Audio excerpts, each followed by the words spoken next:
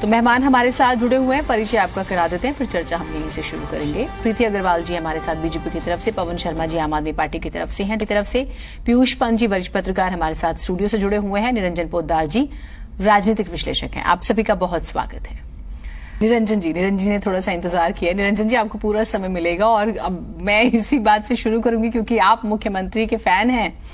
अब मुख्यमंत्री कह रहे हैं कि इतनी सारी चुनौतियों के बावजूद उन्होंने जबरदस्त तरीके से काम किया है, तो आप ही नंबरिंग, अगर आपको नंबर देना हो तो आप कितने नंबर देंगे? मैं इसी सवाल से आपके पास लेकर आ रही हूँ दिल्ली के विकास के मुद्दे को।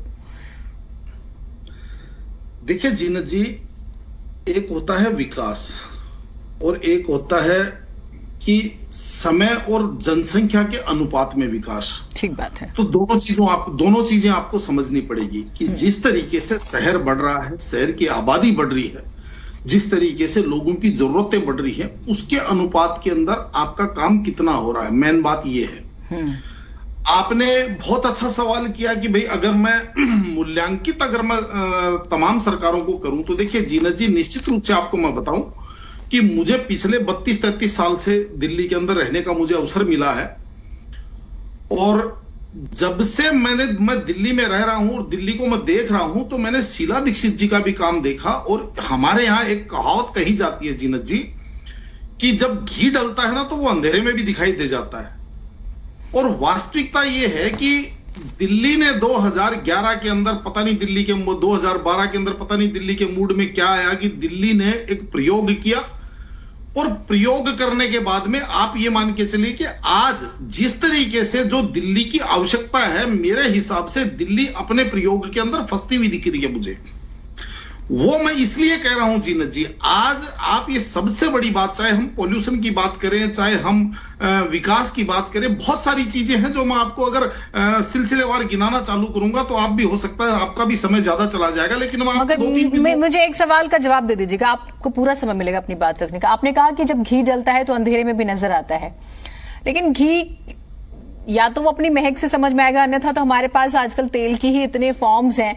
तो ये मुझे ना आपकी कहावत समझ में आई नहीं है, पहले तो आप इसे समझाइए मुझे। मतलब ये है, देखिए आज मैं आपको एक छोटी सी बात बता रहा हूं, विचारधारा के मामले में चाहे कोई शीला दीक्षित जी से सहमत हो नहीं हो, लेकिन उनके जो विरोधी हैं वो भी ये कहते हैं कि शीला दीक्षित जी ने अपने जो लास्ट के 2 कार्यकाल थे उनके, उन 2 कार्यकाल के अंदर जो उन्होंने काम किया वो अभूतपूर्व काम किया। और मैंने आपको क्या बोला कि जब काम होता है तो वो स्वयं में अपने आप दिख जाता है, क्योंकि जिस रास्ते से आप निकलते हैं जीनत जी, आपको अपने आप दिखेगा कि जब मैं पहले इस रास्ते से निकलती थी तो ये ऐसे रास्ता था और अब मैं इस रास्ते से निकलती हूं तो ये यहाँ का अब ये इंफ्रास्ट्रक्चर बड़ा हुआ है। ठीक बात है। 2-3 बात अच्छी बात जीनत जी, देखिए 2010 के अंदर शीला दीक्षित जी मुख्यमंत्री थी और आपको मैं बताऊं उस समय भी अतिवृष्टि हुई थी, आपको ध्यान होगा, और हथनी कुंड बैराज से 8 लाख क्यूसेक से ऊपर पानी छोड़ा गया था और दिल्ली उस समय डेंजर जोन में आ गई थी, लेकिन उसके बावजूद दिल्ली डूबी नहीं थी। और इस बार जो आपने देखा है कि 2023 के अंदर अतिवृष्टि के बाद में हथनी कुंड बैराज से लगभग 3,60,000 क्यूसेक पानी छोड़ा गया, जिसके अंदर पूरी दिल्ली जलथल हो गई। मतलब क्या था? मतलब यह था कि जब यमुना की सफाई नहीं, जब यमुना से सिल्ट नहीं निकाली गई, यमुना का जो बहाव क्षेत्र है वो कहीं ना कहीं सिकुड़ दिया गया अनऑथराइज, जिसको कहते हैं एक एक्रोचमेंट की वजह से। कुछ ना कुछ तो हुआ होगा कि जो यमुना 8 लाख क्यूसेक पानी को झेल रही थी, वो यमुना 3,60,000 क्यूसेक पानी में उसकी सांस फूल गई। एक बात। दूसरी बात आपको मैं बताऊं, जैसे हम बार बार चर्चा कर रहे हैं, आपके भी कई प्रोग्राम हो गए पॉल्यूशन के ऊपर जीनत जी, एक होता है डेटा, आंकड़े, लेकिन मैं आपको एक चीज बताऊं, जो वास्तविक पॉल्यूशन है उसके अंदर गाड़ियों का बहुत बड़ा, मतलब वाहनों का बहुत बड़ा योगदान है उसके अंदर, धुआं से निकलने वाला।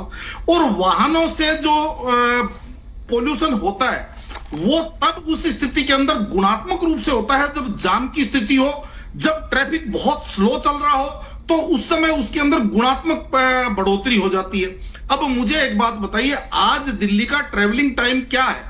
आप भी कभी अगर निकलिए, लेकिन यहां पे होता क्या है, अभी आज ही मैं पढ़ रहा था कि दिल्ली सरकार ने निर्णय किया है कि अगर ये स्थिति और ज्यादा आगे बढ़ती है तो दिल्ली के अंदर 5 लाख वाहनों को हम प्रतिबंधित कर देंगे, जो BS4 और BS3 यानी कि पेट्रोल के BS3 और डीजल के BS4।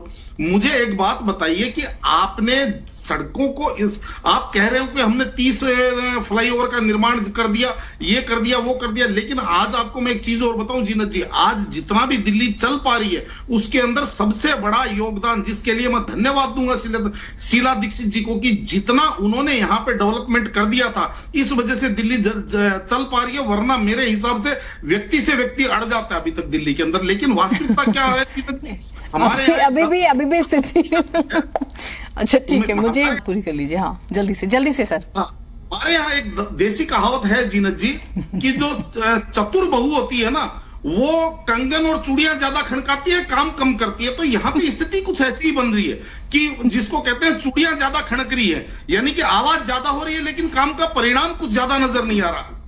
आप हमें वोट दीजिए एमसीडी के अंदर, हम ये कर देंगे, आप हमें वोट दीजिए विधानसभा में, हम ये कर देंगे, और जीतने के बाद में हमें केंद्र काम नहीं करने दे रहा। अरे भैया, दोनों में से एक बात आप रख के देखिए। तो कहने का तात्पर्य ये है मेरे हिसाब से। और जीनत जी, इसके अंदर मैं एक चीज और आज आपके चैनल के ऊपर बताना चाह रहा हूं कि आज जिस तरीके से ये जो वर्तमान सरकार है, मैं तो पिछले कई दिनों से एक चीज और देख रहा हूं, और ये मेरा व्यक्तिगत शॉर्ट में सर, एक तो जल्दी से एक लाइन में बोलिए बस, अब जल्दी से एक लाइन में सर। जी हाँ, मैं व्यक्तिगत अनुभव के आधार पे बता रहा हूं कि यहां पे हर चीज की एक ठेकेदारी बन चुकी है।